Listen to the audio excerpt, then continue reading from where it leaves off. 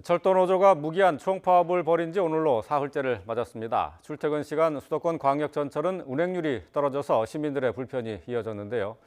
철도노조는 김현미 국토교통부 장관에게 파업 해결을 위해 노정 대화를 하자며 면담 신청을 했습니다.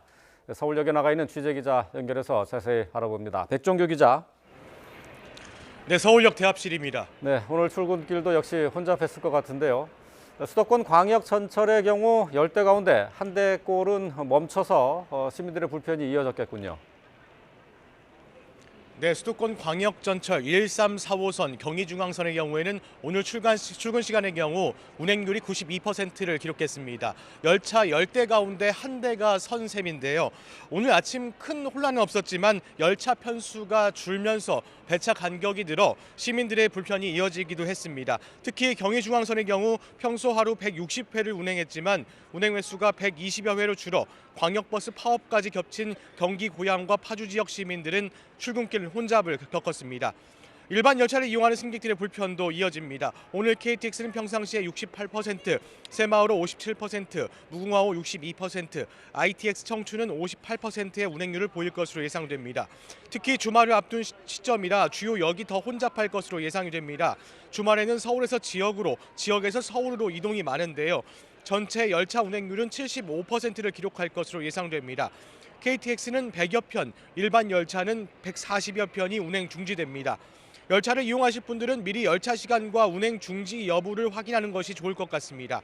또 오늘부터는 대입 논술고사나 면접 시험이 본격 진행되는데요.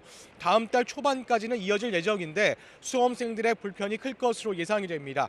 코레일이 수험생들이 탄 열차가 출발, 운행 도중 지연이 되면 선행 열차를 탈 수 있도록 무료 환승 조치하는 등 비상수송 대책을 마련했고 국토교통부도 수험생들이 불편을 겪지 않도록 경찰과 연계해 지원하라고 코레일에 지시했습니다.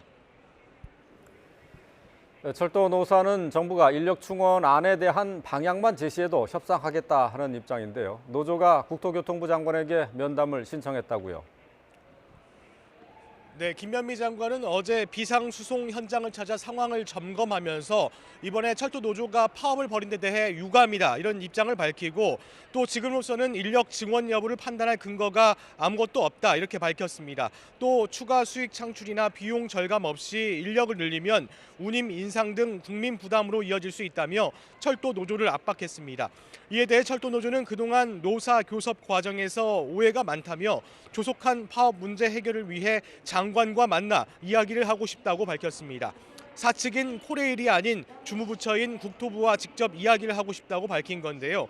이런 요구에 국토부가 대화에 나설지는 좀 더 지켜봐야 할 것 같습니다. 코레일도 노조를 압박하는 모습인데요. 코레일은 이번 파업으로 운임 수입 감소 등 손실 규모가 커지고 있다고 밝혔습니다. 하루 손실액을 20억 원 가량으로 추산했는데 이 피해액은 철도 영업 손실에 한정된 것이라며 화물 운송 차질에 따른 산업계 피해까지 더해지면 손실은 더 늘어날 것이라고 전망했습니다.